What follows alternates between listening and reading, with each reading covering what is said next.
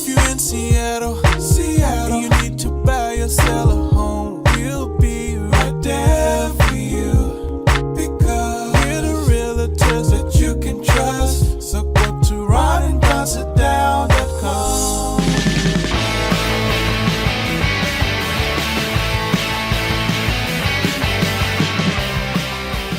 You're listening to The Ron and Don Show on the Ron and Don Radio Network.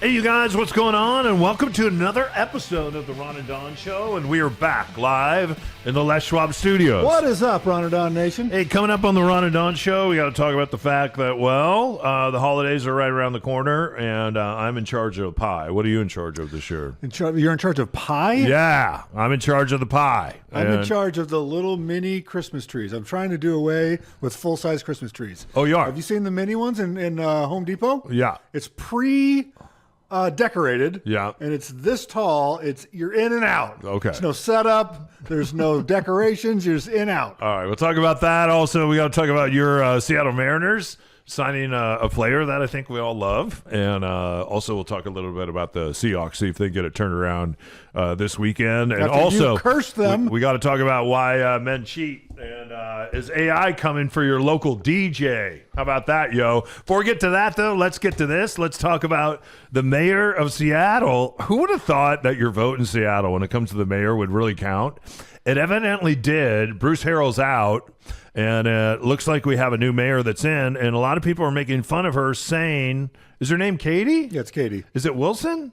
I think that's right. Is it Katie Wilson? A lot of people are saying, she's a socialist, and she lives at home with her parents, and she's never known what it's like to run a city. I don't know if anything. All I know is Seattle always hates its mayor, and it always hates its police chief. It's never liked the mayor. You can bring up any mayor that you want to. Bring up Norm Rice, for instance. I think he was probably a fine mayor. I don't remember. This is back in the 90s. I am friends with a couple of our other mayors that we've had, and one mayor in particular we're not friends with. In fact, we used to get in fights with him. But what are your thoughts on the new mayor in a city that doesn't really like its mayor? And she'll get the boot in 4 years, no matter what she does, even if it's helpful and good. I look around what Bruce Harrell did. It is very hard in a progressive city to hire more cops. He did that. Right? To hire more cops that look like the rest of us. He did that. I have a friend of mine that's Samoan. He hired her last year. I don't know if you remember her, but her name is Davy. Davy was the daughter of her parents who are from, I believe, Cambodia. They had a donut shop down in the Central District. I remember those two guys broke in and busted her parents all up, and then we were able to get a doctor that we know to do all their dental work and fix their dental work and all that. Well, guess who's a cop now down in the Central? She is, right? That's perfect. And it was Bruce Harrell that did that because, number one, you had to come up with the money, and number two, you had to come up with the community support, and number three, you had to come up with people like Davey that are willing to be cops, right, in that area of the city, which I think is really cool. Community policing, I think that's important. The other thing that he's been able to do, for the most part, in a lot of places, is you do see some more of these tiny houses being built. We see less derelict RVs. We still see them, but we see less derelict RVs. We see less tents. Now here comes Katie, who was a part at some point of the defund the police movement. I don't know if she is anymore, but my concern is now, are we going to see more tents, more derelict RVs, and are we going to beat up on more businesses and say, hey, in order for everything to be free, in order for everyone to have a free lunch, we have to go after big businesses around here. And she sold it as, hey, Bruce Harrell was in bed with the big businesses. How do you do all the things that she wants to do socially, and where do you find the money to do that? Because a lot of times what big business says is, oh, yeah. And that's why Bellevue is exploding right now, because a lot of the business here, as they saw her coming and some of the other things that have happened, they pulled out their tent stakes, and it's one of the reasons why there's so many office buildings downtown that have no businesses in them. Well, I mean, you threw out a lot of topics there. Yep. So let's, I'll respond in this way. I think if there's going to be any mayor, any elected official in Seattle on the council or in the mayor's office, or even the police, the fire, all that stuff, if they don't remedy the obvious things then there is no political future to them, like you said, with Bruce Harrell, getting defeated in this with the name recognition and all the money behind him. He's still lost, and we have a pendulum swing in this city, and I think you should take a second and feel what that means. So, in other words, also on this ballot, you have a lot of things like. Hey, do we want property owners to pay more to help, let's say, children in athletic fields? Do we want property owners to pay a little more in their taxes to help with meal programs? And undoubtedly, or year after year, those things usually pass. So you have, by and large, a population in Seattle that knows that they do pretty well. So you have a population of voters in Seattle. It's like, hey, I make a pretty good living. This is a pretty great city. There's a lot to do here. There's a lot of amenities. There's a lot of sports teams. And so, yeah, I will. And I've done this. I don't have any kids. I don't have anybody that's gone to a school. I've repeatedly voted for tax me more so that I want kids to have athletic fields. I want kids to have a good education. So even though I don't have kids, I want other people's kids to have these opportunities. And so the vibe of Seattle has always been, at least in the time, the past 30, 40 years, we want to do the right thing. We have a spirit of, we get it. We're fortunate. There's all of these great industries and companies that live here. And so our standard of living is great, and we want to take care of these things. Now, has that swung too far one way and too far the other? Yes. And so what we see when you have like the last elections is people getting fed up with, you're not taking care of the obvious things. And so let's take a different example. Let's say wait, I'm confused. Which election are we at? 4 years ago, or the past couple of elections where we voted out some of the most extreme far left people, and we're like, hey, get this stuff in order. Let's take like weight loss, for instance. Let's say, oh, I want to lose 20 pounds. And yet you see me eating an entire pizza on a Tuesday night. Wait, how does this come about you and weight loss and pizza? Because that's an obvious thing. I mean, you thought trainer, I really covered some territory in my opening monologue? I'm bringing this home. Now we got you in front of a TV set, watching the Seahawks throw 4 interceptions. You're eating a pizza. Right. What kind of pizza are you eating? Did you make this pizza? So if you're a trainer, you're going to go, well, maybe donate. Now I'm into this. Okay, I love it. Donate if your goal What's Matt doing? If to lose weight. You're in front of the TV. I'm the trainer. Let me finish the analogy. What's Matt's job? Let me finish Matt the analogy. has to have a place in the analogy. Matt is the delivery driver. Okay, he's pizza man. I'm the trainer. So far, I have the best job. Right. So you're going to say, hey, if you want to lose weight, the obvious thing you can do is maybe don't eat a whole pizza. I say that at one sitting. Okay. And so if you are a voter in Seattle, people are telling the elected officials, hey, do the obvious things first.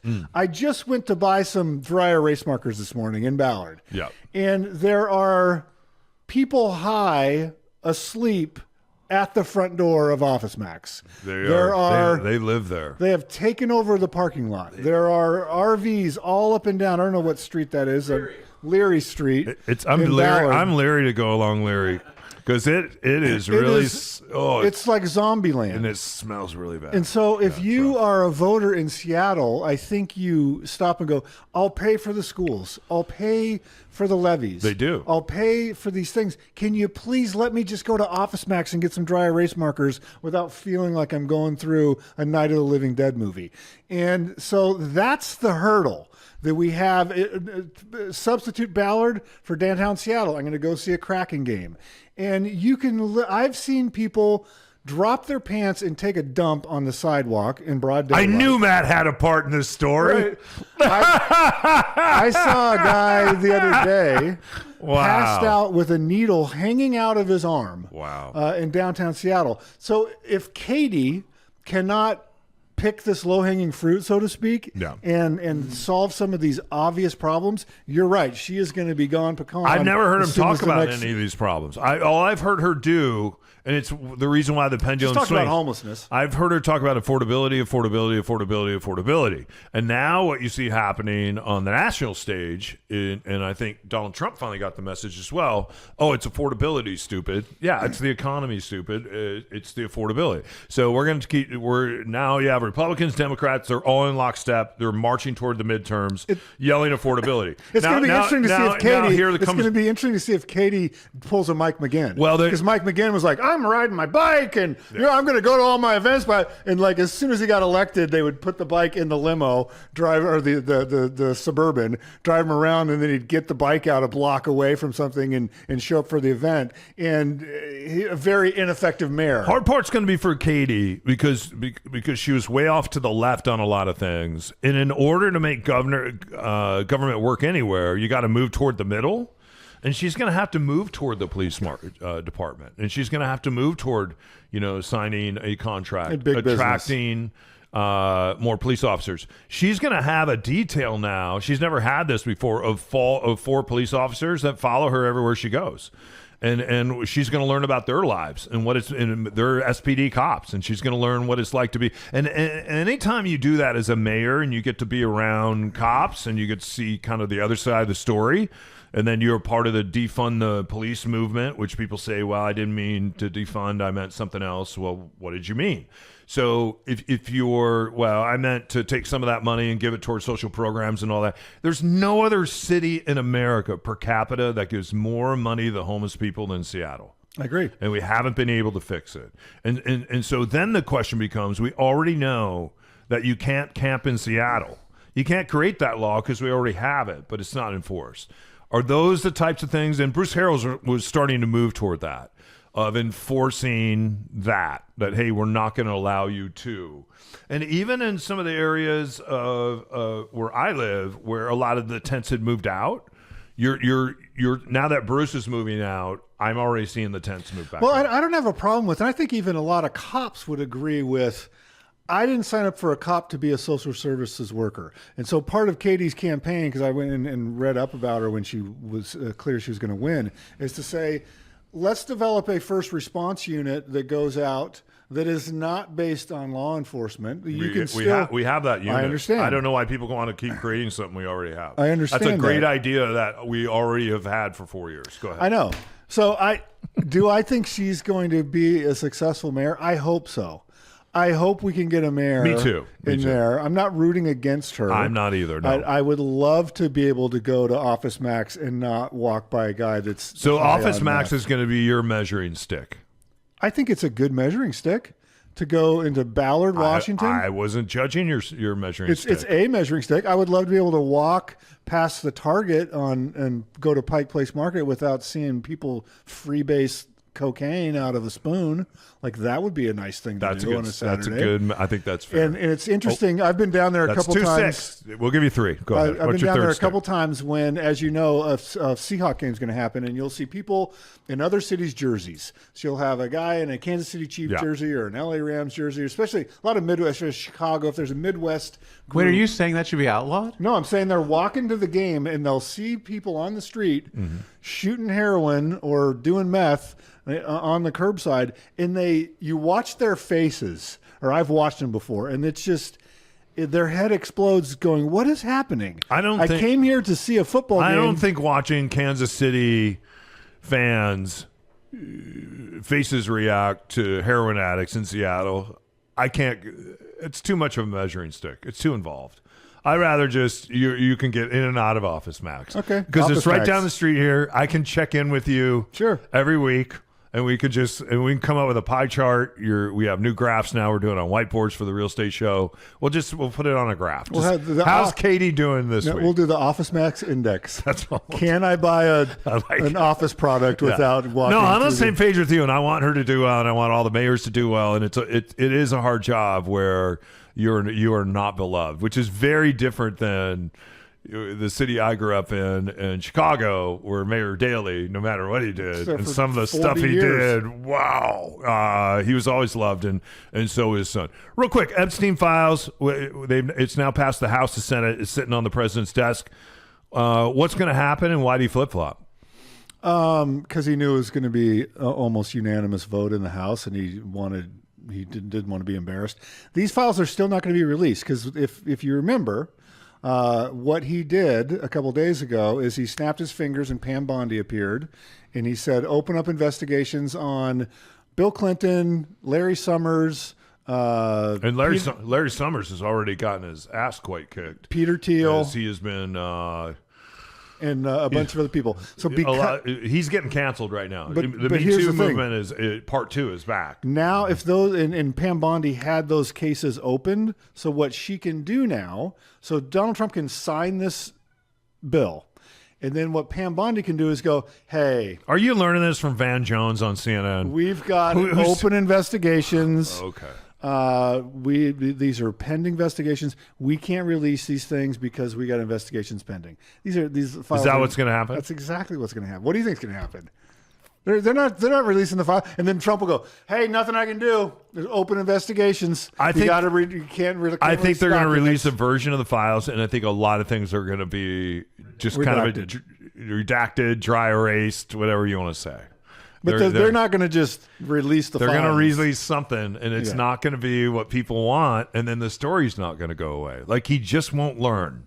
Like, the story, and it sounds like he's mentioned in there a lot, but I do think if the Democrats really had access to all these files and they had, I think the stuff in there is probably embarrassing, but I don't think he's going to lose his job or the presidency over it. I think he will lose his presidency over it if he just doesn't let it go, release the files, and say, okay, you guys have at it, and now is the time to do that. What do you, as we close this segment, what's your opinion? Why are we closing the segment? What's your opinion on? Oh, because you got to head over to the Office Max and give us the Ron Upshaw Office Max Index. Homeless Index. What's your opinion on the new nickname, Marjorie Trader Brown, parentheses, because when grass rots, it turns brown? That's awesome. Isn't it a little bit long if you have to explain the not for nickname? him. Not for him. Right. So you like it. And Marjorie Trader Brown. And I do like that people call him Dozy Don. The power of labeling. You learn about it in advertising, and no one's better than he is. More in a minute.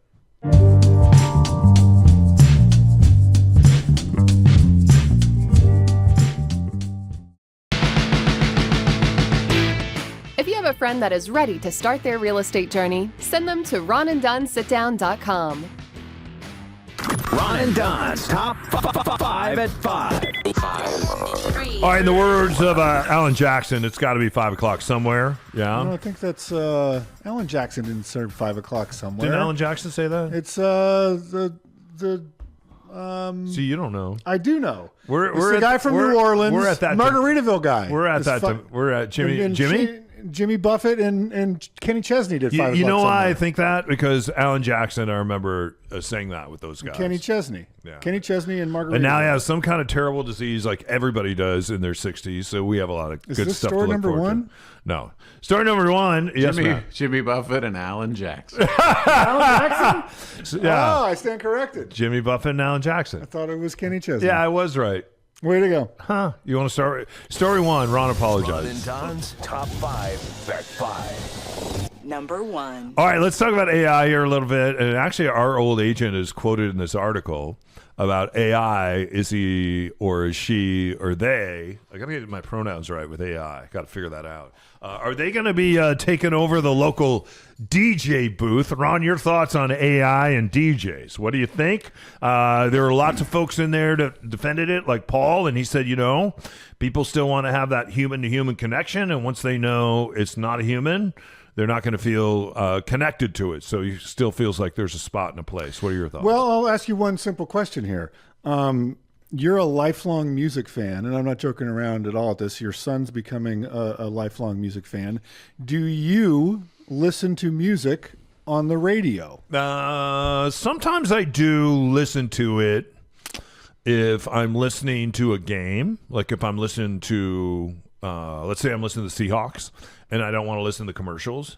Then I'll flip over and I'll listen to some country. I like country. I've liked country for a long time. And the reason I like country is country does a really good job at telling stories. Do you rely on the DJ to connect you with the songs? I don't, but at the same time, I do listen to radio hosts. But the radio hosts I listen to them on podcasts because then I don't have to sit through. Because if you think about it, when you're listening to radio and radio hasn't learned yet. If you go out and you look at, because what a lot of radio shows do now is they, like Colin Cowherd, for instance, he has 3 hours of radio why is it then? But he's not a music. When, he's hang not a on. music Why person. is it then when I listen to his podcast, the podcast of the first hour is only 40 minutes long? It's because there's 20 minutes of other shiznit when you listen to it live on the AM band here that you have to sit through. So people are sitting through a lot of commercials. Sure. They're sitting through a lot. Whatever. So radio hasn't learned. If you're gonna take a radio show and you're going to put it out there on a podcast and get people to listen to it, you can't have 20 minutes of commercials. And certainly on the radio side, you can't still have 20 minutes of commercials. Maybe you can have 10 or 9 or 8. Well, and then you see with podcasts now, podcasts used to be the thing where we're commercial free. No, they're not. Like a lot of Colin podcasts Cowherd's now commercial has 20 minutes have of commercials. more commercials that you're sitting through, but you can fast forward than ever before. So for me, no, the local radio DJ is not important to me. Right. So, I What about think you?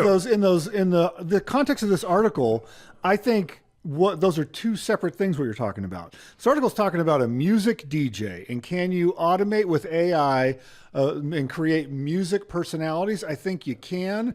And if I was a standard music DJ playing the hits and trying to put a little factoid in between the songs, I would be very scared. And with like that. Jack FM already proved that you can do it. And Right. Jack FM, that So- format is 30 years old. And I think your average size of your listening audience is tiny for those. If someone really wants to hear music, if you go to a job site or if you're someone under the age of 40, you have your playlist. You're just going to play your playlist. You have a subscription to Spotify or to Apple Music, and you just play your playlist. Now, when you're so I think in terms of AI taking that space, that's going to happen. There are no more tastemakers there. You know, you and I, when we were coming of age in Seattle, you might tune into the end because you had people that were on that station that could turn you on to music you were unaware of, because it was very difficult. You had to go to the record store and you would hear a song on the end and go, oh, I really like that Beck song. I'm going to go to Easy Street Records, then try to find and buy that record. Yeah. Or they might play, oh, I heard that. Did you hear the new Soundgarden song? And you would go to the record store and you had to go buy the record if you wanted that music. And the reason why they call it the end is because it's one of those places. The dial used to matter. And if your station position, your dial position landed somewhere in the middle of the dial, because that's where most people listen to radio, then it's worth more. They didn't know what to do with the end, right? Or they didn't know what to do with 88 point something. Let's give that to a high school, and the one at the end, we'll make that a throwaway. That format at the end of the dial was a format that we worked on in New Orleans, and people loved it. But now you can find that kind of material. All you got to do is flip on, let's say, Apple, and it'll make... Yeah. It'll make a station for you. It'll make that station with those voices. I'm if not you want. going to fight on the hill of defending DJs from AI. Have you guys tried the DJ on Spotify? Have you? Ever I don't subscribe to Spotify. I do Apple Music. I've listened to DJs, yeah. No, the DJ on Spotify. Have you done that thing? No. Check this out. Hey, what's up? Your DJ X is here. Glad to be together for another day of music. I'm going to get things going with Talking Heads and some simple... So that's an AI voice? Yeah, and he just plays 3 songs, and then he says, "Hey, Matt, here's some stuff from that you used to like from back in the day." Or He says, whatever. "Hey, Matt." Yeah, it's just uses it by name. I'd listen to that. And so, yeah. That's awesome. So that's here. Thanks. That's going to continue. Now, the other category that you talked about, which is, let's say, sports analysis. I don't think AI is to the point yet where a Colin Cowherd can say, I watched this football game that you also watched. Let me give you some insights that you may not have picked up on in the way you watched the game. And so he'll have on, let's say, a talent scout from the NFL. They'll talk about some things. You go, oh, I didn't pick up on that. Well, the most people... That's valuable. The most people, though, football's not football. Like, you and I like football for football. My favorite way to watch a game is for everyone to shut the F up and get out of the room and leave me alone and let me put my hat on backwards and my coach's short, and I want to stand to the left of the TV and drink a nice cup of tea, right? So just get it, like having a bunch of people. The worst thing to me is going to a Super Bowl party where everyone's chit-chatting and they're talking and they're over at the olive tray and all that. You don't get to watch the game. But the majority of people, though, that watch football are not watching football. I know, but I'm saying the value of it's the experience of football. I'm not talking about that. I'm talking about Callan Kellert is a different category from a radio DJ. So the radio DJ introducing a Bare Naked Lady song is not the same as Brock Heward. You're arguing with yourself. Analyzing an NFL game. All right. I think you're bringing up a bunch of people Let's just that go to people don't know who story they time. are. Ron and Don's Top 5 Bet 5. Number 2. All right, and back to AI now. AI is... We just left AI. That was story number 1. Back to AI. Oh, my gosh. Yeah. Is AI taking over the bedroom? Bone, chicka, bone, bone. And I'm starting to read a book. My son's starting to read a book. It's a book about young boys, and one of the chapters I looked last night was having AI lovers. It's in the book, right? AI lovers. And I talked to some people I may know about this that may be in that age category. It's not unusual for boys to be going out now and finding an AI chatbot that's a girl. Of course. To learn to chat with girls. I think I would have done that. I would have like done when that. I was scared to death to kiss Diana Brenke, like behind my house because my sister would find out. So why are you laughing? I would have gone to a chat bot and learned how to kiss Diane Brenke, who, by the way, was very disappointing. And I had to tell her Maybe later. you were disappointed. No, I probably was. I had to tell her later on that I was so nervous that I stuck my tongue in her mouth, and she said it felt like someone jammed a log down my throat. That is true. Yeah. You did need an AI back then. She told me that later on at, I think we were having like a high school reunion or something. You misunderstood the concept. Yeah, of so the I French could have kiss. used an AI chatbot coach to go, hey, Dawn. Don came in, coming in hot. Let me get my tongue all the way out. I came in so hot. Have you had your wisdom teeth through? Yeah. And I'm practicing a pillow. Didn't you practice in a No. pillow? Oh, my gosh. I made out with my pillow so much. I thought I knew exactly what I was doing. Yeah, it turns out so. Well, then it gets around school. And it takes Yeah. a couple of years to wash that taint off. I don't know if you've washed it off yet. Anyway. So what's your question? Is AI? Well, the one thing I found interesting in that article. This is bleeding over into 20-something-year-old men who, instead More of than that. asking a girl on a date, they're asking, well, they're doing whatever it is Well, they people do. are having relationships with these AIs. They're sticking their own tongue down their own throat. And I think it's from my vantage point, you want to judge it, but I saw a podcast. I listened to a podcast about the concept of being a pornosexual. Yeah. And so, there are more and more young men doing this. So basically, what they're saying is, Wow, Matt just really shut up. I'm going to have a relationship with an AI. Yeah. And then when my sexual life is going to consist of porn consumption. And so my AI... They decide that? That's what they identify It's as. called pornosexual. Pornosexual. Pornosexual. And so what they're doing is their emotional needs, they're talking to a chatbot. And the chatbots are written in such a way where they're never going to disagree with you. They're always going to be encouraging. They're there whenever you need them. And so it's this idealized version. And you can actually, in some of them, choose sort of the avatar that you want. So if you're into tattooed women, your avatar can have tattoos. If you're into a blonde woman, it can be blonde. I'm into eggnog lattes. You're into eggnog lattes, your avatar could be an eggnog latte. And then when it comes to physical contact, Hot woman holding an eggnog latte. they just Jump rope if you're into you're in jump rope. It can be The jump rope. roping, yeah. And so that is now a thing that I think is concerning. But I don't know if you're 13 years old, if you think that's concerning. I just don't know. Well, they say it's the Elon Musk thing. What's concerning is we're going to end up with a bunch of old people that we can't afford. And it's one of the reasons we have to get our arms around a lot of our social services that a lot of people have paid into, and they have an expectation that they're going to get, someone's going to pay that out to them when they're 77 years old and they can no longer make any dough. What? What does that have to do with pornosexual? Being pornosexual? Yeah. How's that related? What were we talking about? Ron and Don's Top 5 Bet 5. It isn't Number even 5 3. o'clock, you guys.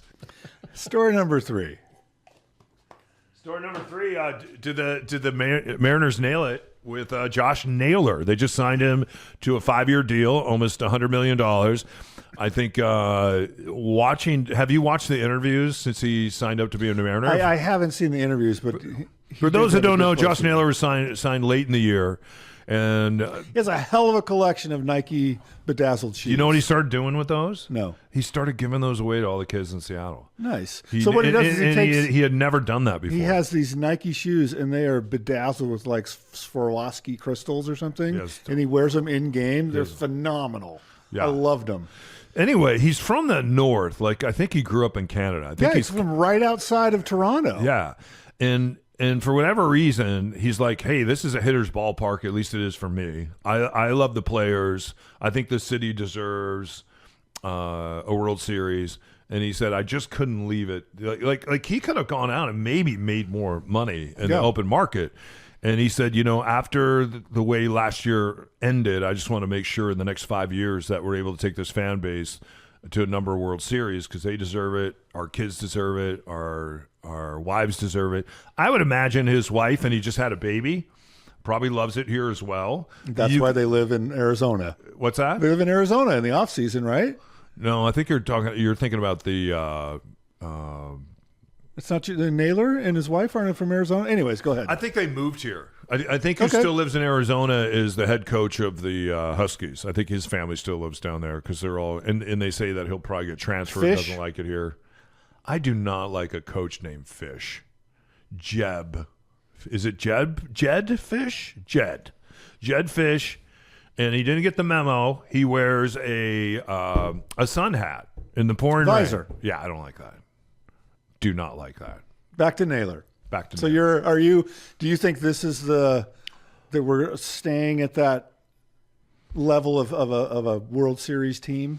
I think it's nice that they went out and signed him because in years past they would have waited Too for expensive. him. They would have waited for him to go to the open market and say, you know what, we almost got Naylor. Right. We almost got him, and instead they signed him. And they're saying, hey, there's more people that we want to sign from last year's team, and then there's other things that we want to do. And I heard Polanco is going to go out is going to test the free market. yeah, but they can still sign him. Sure. Right? Yeah, you can still sign. So I think this is a different Mariners team. I think it's a different ownership group. It was different when the owner Nintendo owned the Mariners, and I don't think had ever seen them play and had never been seen at the stadium and may have never even been to the States before. It was just an investment.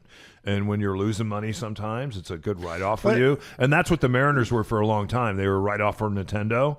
And now I think they have turned a corner. So Yeah, and I think if we learned anything, if you did watch the World Series, the 7, 8, and 9 part of the lineup for the Dodgers and for Toronto was so vastly superior to the Mariners. Like that really was the difference. Like the top of our lineup and the Cal Raleighs of the world and the Rodriguez of the world carried their weight. And then the bottom of the order, when you looked at Toronto, there's 7, 8, and 9 guys. Like, is his name Edgar or something? He had 30 hits in the postseason. So, like, that was the difference. It was a razor-thin margin. And so shoring up and signing some people for that tail end of the lineup is going to be the thing that takes us to the World Series. Ron and Don's Top 5 at 5. Number 4. Okay, we're watching this, and hopefully there's not a debacle because there's not a debacle with the Titans. Boy, there could be. And the Titans are not a good team. So it's a team that We're you're supposed talking to be. football now? Yeah, the Seahawks so far, it's like I said, they've beat all the teams they're supposed to. They've beat all the really bad quarterbacks. Anytime they faced a good quarterback, they've lost.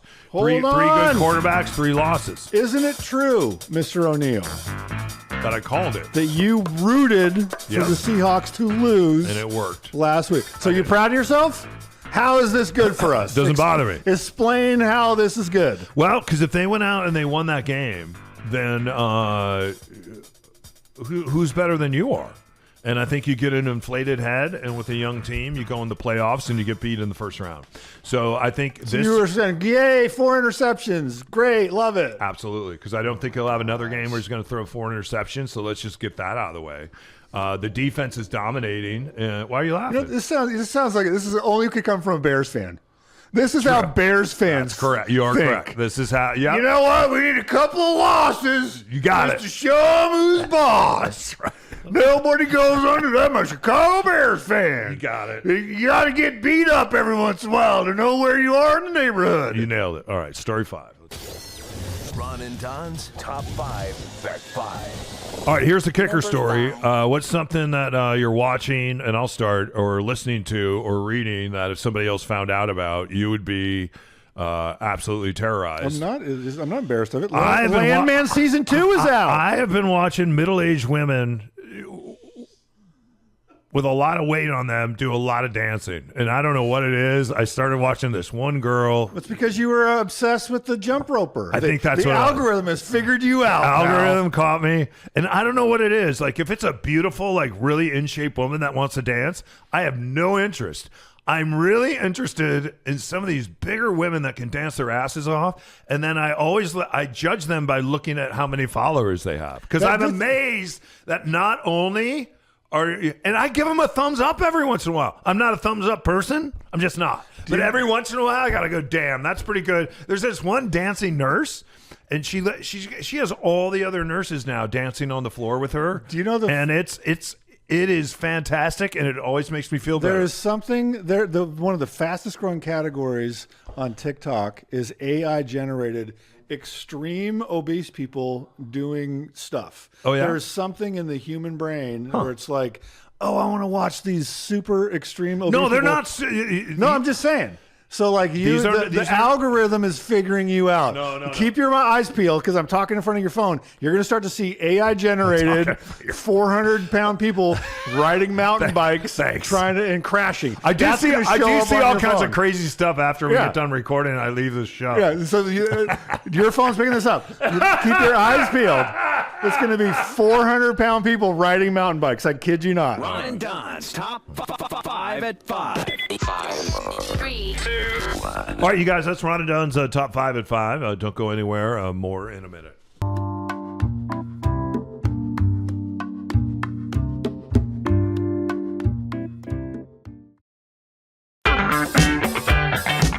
Thanks for being a part of the Ron and Don Nation. Subscribe to the Nation News at ronanddonsitdown.com. A behind-the-scenes look at everything Ron and Don. All right, you guys, welcome back to the Ron and Don Show. And don't forget to listen to the Friday show. In fact, we're going to talk a little bit about Friday's show right now. This is something we're going to be covering on did I mention Friday's show? Friday's show is the real estate only show. Real estate only. Let's do it Friday. Friday show you're talking Go about? live, we go Friday. We're going live. Do I have to listen to it on Friday, or can I listen to it on Saturday? You can listen to it anytime you want to, Ron. But it's Friday's show. That's the beauty of the internet.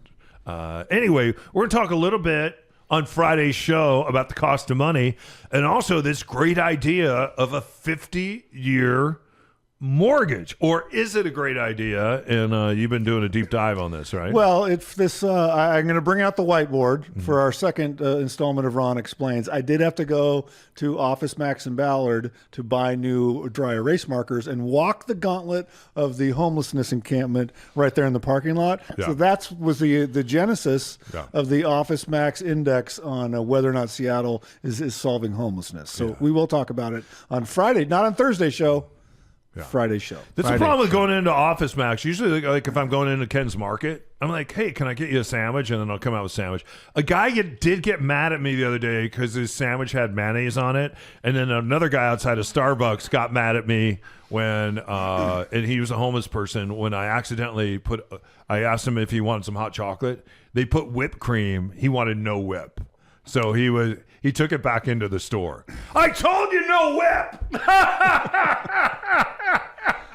I'm like, but in the Office Max, what do? Do you say, hey, can I run in there and get you a dry erase marker? You need any paper clips? Yeah. I don't know. Anyway, what are we finding out about the 15, the 30, and the 50-year? Do you want me to pull out the whiteboard, or what do we? Well, we'll pull it out during the real estate only, but just kind of touch on it a little bit, because it seems like as we're getting ready for the springboard, which you talked about last week, it seems like applications for mortgages have gone up. Yeah. And so that's nationwide. So what does that mean? It means that people are exploring this cost of money. And what do I mean by cost of money?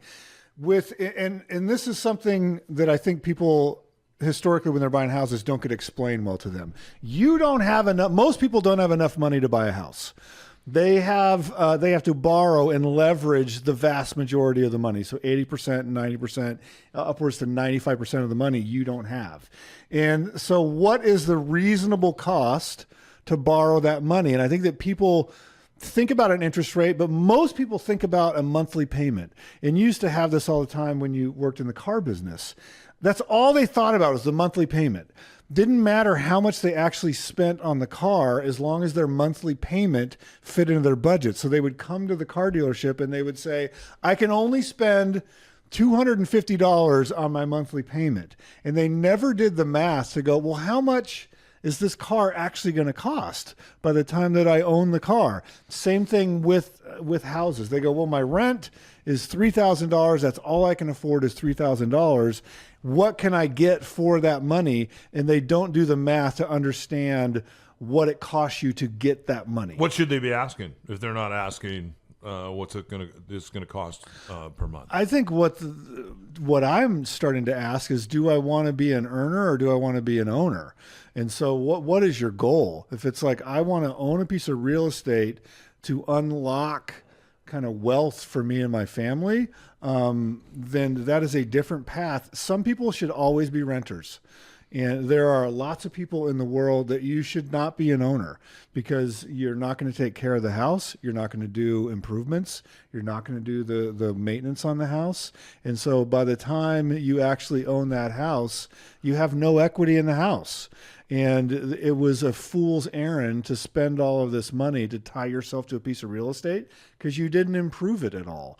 And so that, in a sense, did you no good. It didn't improve your life or improved it very little. Boy, if you can start teaching your kids and your grandkids and your nieces and nephews at a very young age, because everyone's concerned about AI, which they should be, because AI is coming for certain jobs and you're not going to get those jobs back. And what if I'm in college right now and I'm racking up 200 or 300 grand, which, by the way, they're talking about, and what the president's trying to do is sell off all those student loans, right? Of course.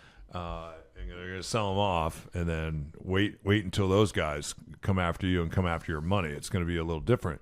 But with all that said, understanding just the tools that kids have now to understand what Robinhood is, for instance, and what if I was actually out mowing lawns again, which I know kids don't really do anymore, but let's say I know my son's looking for a job in a grocery store. If he's able to take $100 of that money at the age of 15 and start putting that away, right? So now you're earning, but you're also on your way to owning things, because now you can own stocks, or you can own things on Wall Street as well as owning things on Main Street. You can learn to own a business. You can learn to own a home.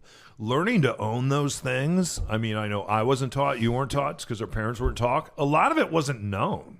It just wasn't known. So with all the tools that we have now on our phones and all the tools that we have, even with AI, in fact, we were just on a break and talking about something we're going to do, and we're using AI to deal with this particular issue. I think it can be an exciting time and not a fearful time as well. And especially kids understanding this concept of money, and money, when you put money to work, it should cost something. But what happens when it costs too much, like on a 50-year loan? We'll talk about that on Friday's show. What's that? Friday show? Yes. Friday show. I think it's Friday, yeah. Friday show. Hey, you guys, thanks for listening to this episode of the Ron and Don Show. Don't forget, if you need us, just reach out. Yeah, you can go to ronandonsitdown.com. We've been doing a lot of sit-downs lately for people saying 2026 is my year. Ron and Don, let's put a game plan together so I'm not cramming it all in, 2 weeks before we list the house. That is a smart strategy. So if you've even thought about it, and we have one client that is like, I think I want to do this, but I'm not sure. And so we're taking our time to do the educational part to where they are comfortable of knowing what the goal is. And so sometimes that takes a while. So go to ronandonsitdown.com. You can book that, or you can just email me, ron@ronandon.com. Yeah. All right. Yes, Matt? I want to add one thank you when you get to your thank yous. Go ahead. We're there. No, you do yours, and then I'll do one. Thanks. Go ahead. Thanks, everybody that listens to the show. We really appreciate it. Thank you. It was very sincere almost. Yep. Do you think we weren't being thankful enough? You thank me and Grace and the dog and Ron and Don, and my friend loves this show and he listens to it. What's his name? His name is Brian. Thanks, Brian. There you go. We found our listener.